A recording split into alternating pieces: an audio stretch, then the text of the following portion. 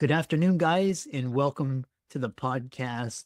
And I have the co-founder of MELD, which we're going to talk about all about what he does. But Owen Marcus, he's overcome significant personal challenges and he's done pioneering transformational programs.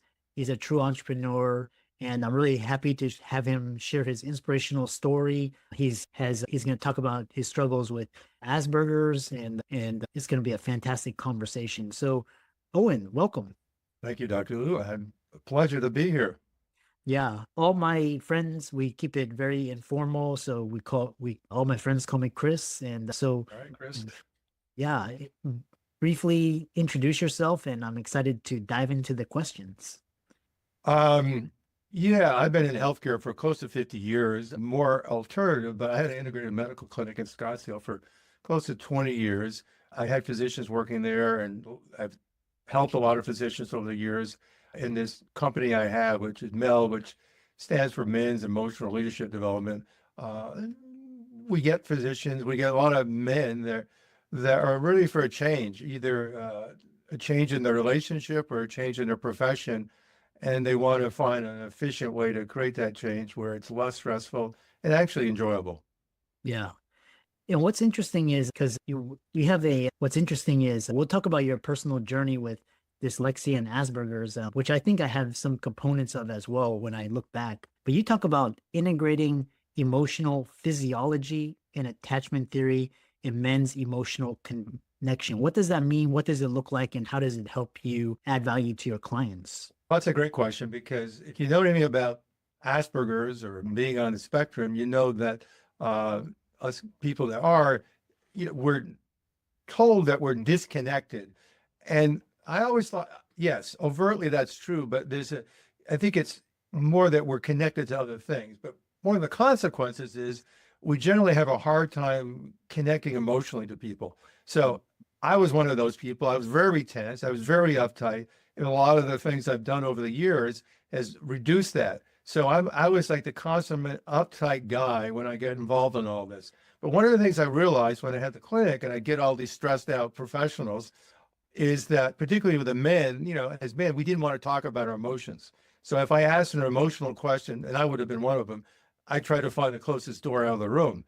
But what I found was if I asked essentially that same question in a stress context, in a physiological context, these guys would be very engaged with it. And men, we tend to brag about how much stress we endure. And so I would start to talk about the stress physiology, and I had good fortune back in the late 70s to study with the researchers and the therapists developing all the studies and therapies around trauma and stress.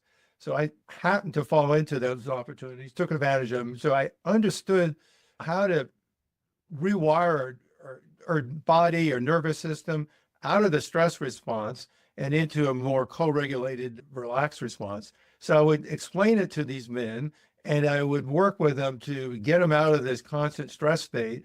And once they got out of that, they became, more connected to their own physiology, but more connected to their own emotions, which naturally meant they became more connected to other people, to their primary relationships. And often what would happen is these men would reconnect to who they really were. And I'll never forget, and I wrote about this in my first book.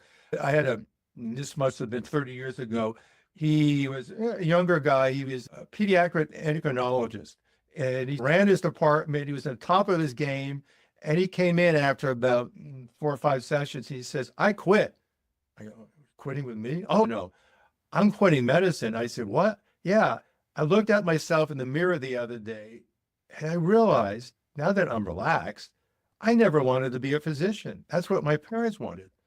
And he said, I'm going to work with you and then I'll fulfill my contract, but I'm going to do something else.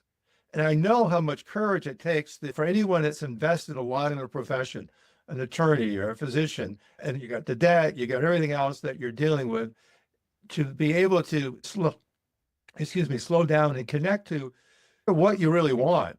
And that's a hard thing to do. And over the decades, I've been able to facilitate that process for a lot of men. Mm. Yeah. When you were describing that story, actually, I saw myself in that individual because I was at the top as well. And it was like, but it was like my deep down, my intuition was like, yeah, you're living your parents' life. They want this for you. And it was just basically, I was just like following these steps, but it was like away from my true purpose. Talk about, so in society, men are taught to not cry, not to be vulnerable.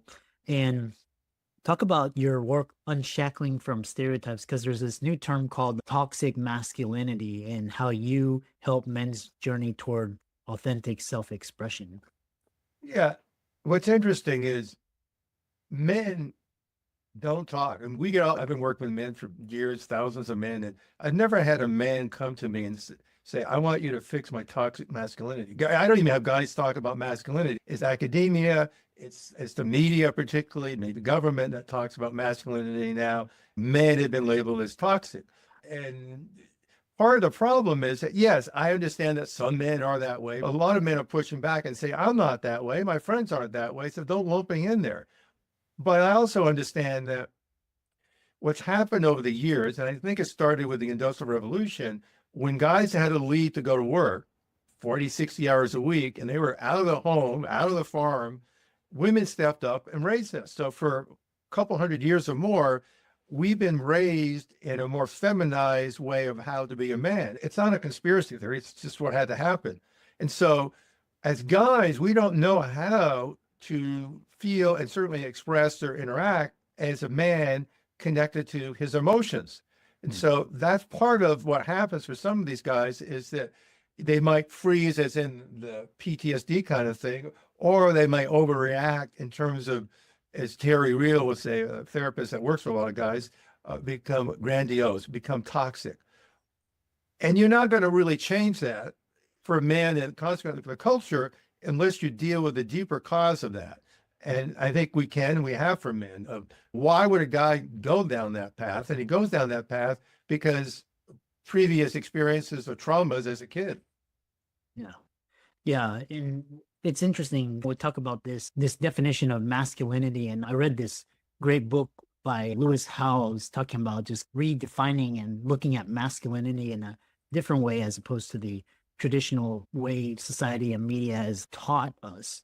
And which brings me to my next question is there's population decline and a lot of women complain that men are not men, like they're not real men, like it's just boys and kids, and you're seeing like role reversal where the woman is taking the role of the man and the man is taking the role of the woman, and you're seeing less people getting married and less people having kids. So how does your work help with this problem?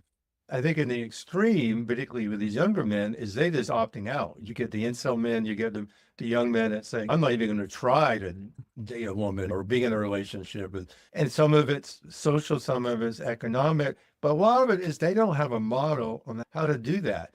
And I think some people realize that what's accentuated that is technology, social media, because when I grew up and when I was in high school and in the late 60s and 70s, I struggled like any teenager dating, but in the long run, that was good. I needed to learn through experience. I needed to make mistakes when the mistakes weren't all that critical.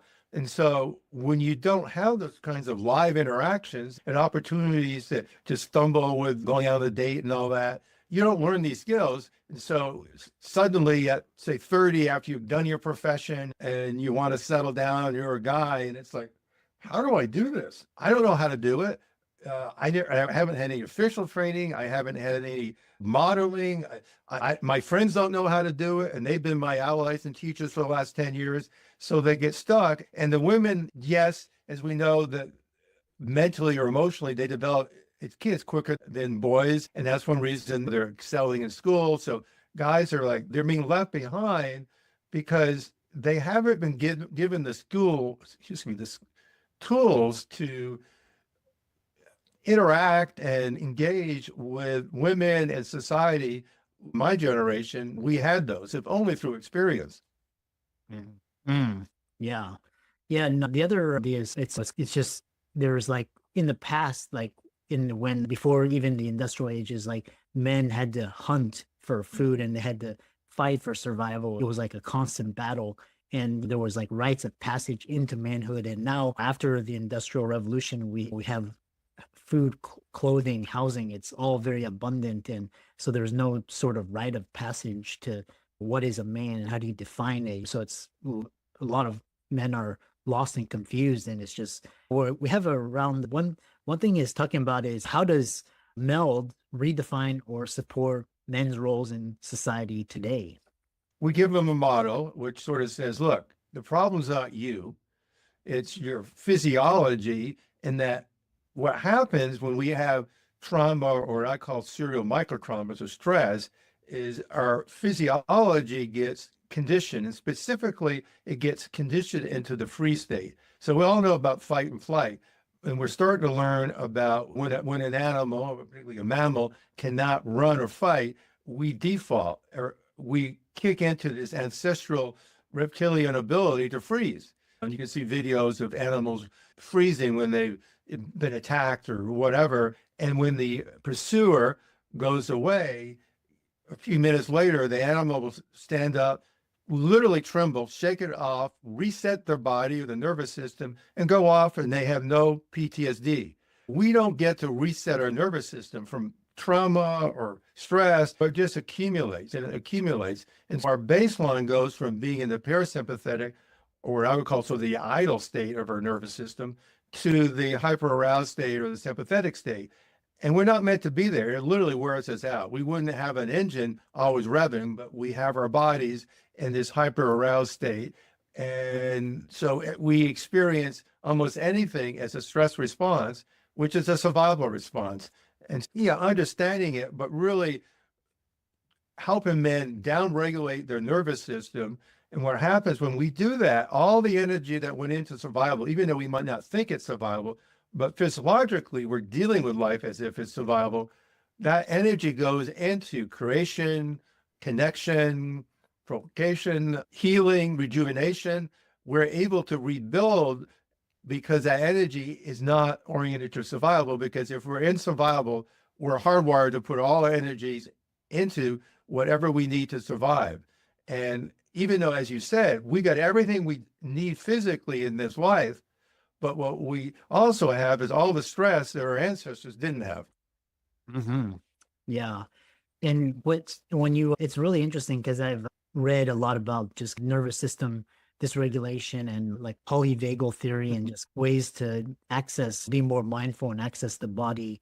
Which is interesting. You've got a background in Rolfi and somatic practices, and how do you integrate physical wellness with emotional healing in your programs?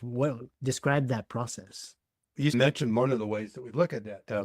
Polyvagal theory came from Dr. Porges, brilliant guy, a really nice guy. We had him on our program a couple months ago.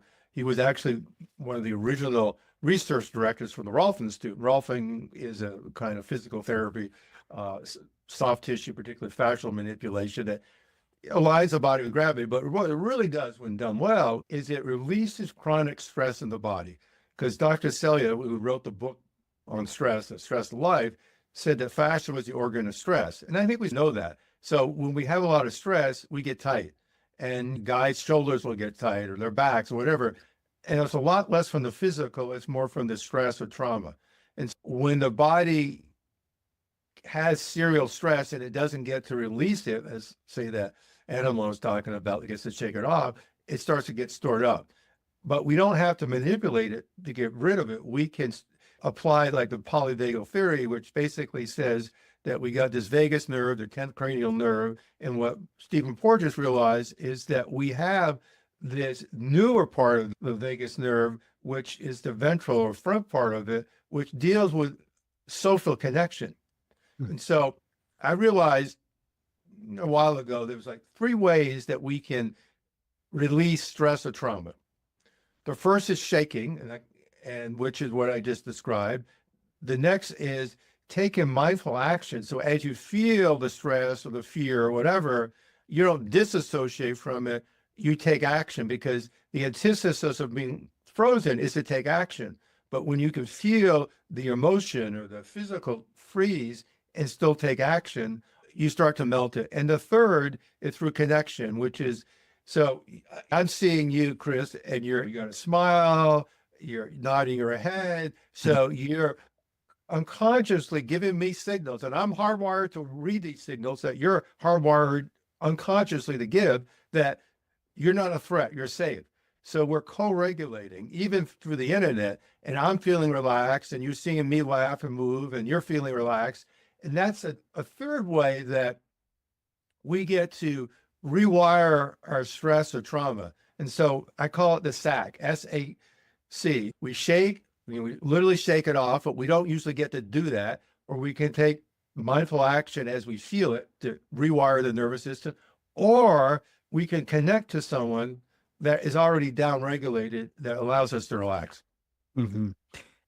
Another follow-up question I have for you is because another great book that I read was The Body Keeps a Score, and it's talking about how we store trauma in our body, and it's like very unconscious. And I know people, for example, they'll do these practices to get into their body, like yoga, or some of them will do cold plunges. But one thing that I get frequently from just talking with my colleagues is that some of them love cold plunges and they hate yoga, and then some of them like can tolerate like yoga and they hate cold plunges.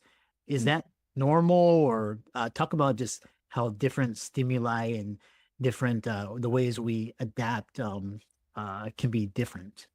Yeah, I think we all have our preferences in the things that we don't enjoy.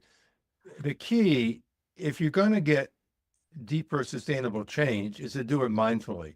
So you can do yoga and be disconnected from your body and just do it as stretching. But I still do it with my clients, actually, particularly when I'm at a clinic. I would have these guys go do yoga, but I'd say, look, do slow yoga, do beginning yoga. It's not a competition. You see these young, attractive women in the spandex, and it's like you want to impress them or whatever. Don't do that. But I know how it is. I'm a guy. I had a guy that didn't look like a yoga guy. He was overweight. He was older, but he knew how to work with tight guys. And these guys would have fun. And he'd teach them how to relax. And they would send them to Peter, not to be more flexible, but to relax. And so when yoga could be a mindfulness experience, particularly in the beginning, you get some. And when you can get into a cold plunge and really feel the stimulation and allow the stimulation to be something you connect to, great. Because what you want with all these things is an avenue, a portal to connection, not disconnection. So if you do something, and as guys, particularly for tight, often the stimuli has to be fairly intense for us to feel it. Because maybe you probably saw when you were practicing, I certainly did with guys, and I hear it from dentists and physicians now that generally as guys, we do not do something until we have to do it. Yeah. And I used to have friends of mine that were physicians and surgeons that would try to get their colleagues to see me for the Rolfing when I had the clinic, and they wouldn't see me. And then 5 years later, the guy would crawl into my office with a back and spasm, and they'd leave. 90% of it would be gone, and within a couple of weeks, better than ever. And then they're complaining to their friend, "Why didn't you have me go sooner?" And the friend would say, "I did everything but drive you there." But that's how we are as guys. We tend not to do something until we have to. And then in this work that I do with men, it's less physical and more emotional. So often it's their relationship that's struggling, and their wife or their partner says, either you change or I'm gone. Or they got divorced and they realize that they're the consistent variable they need to change if they want a better relationship. And again, for guys, it's one, your physiology and what you had to endure, and two, that you weren't trained in this new model of how to succeed emotionally in a relationship. So not your fault, but you're going to have to be the guy leading the change. Yeah, I love that. How can people find out more about you and learn about you, and particularly neurodivergent? How can they reach out to you and work with you? Yeah, anyone's willing to contact me, they can contact me at Owen at MELD, MELD.community. It's the word community spelled out. And MELD.community is our website. We have a lot available. We have this really kick-ass 10-week virtual course, which is a great introduction. So we teach a lot of this stuff, the basics, but even the basics can be very powerful, and it's all interactive. So it's not academic, it's experiential. And guys are amazed at how much they learn, how quickly, how much fun it can be. Yeah, we got private coaching. I got a high level deep dive into group coaching. And then we do retreats, which guys love. Of course, they always come a little nervous, thinking it's going to be weird, and it's not. We'll get 30 to 60 guys in these trainings, and we've been doing them for years. And we teach this stuff, and we teach it live, and it's all interactive, but we don't do weird stuff. We don't run around the woods naked and all that. We just interact using some of these simple technologies, and men learn pretty quickly how to do this because ultimately we're hardwired for it. It's not that it's gone from us. We just don't know how to use these assets. So essentially what we're doing is getting guys connected to these latent skills that they have. I love that. And for all the audience, let's thank Owen for coming on and sharing his experience and wisdom, and keep up the great work. Thank you, Chris.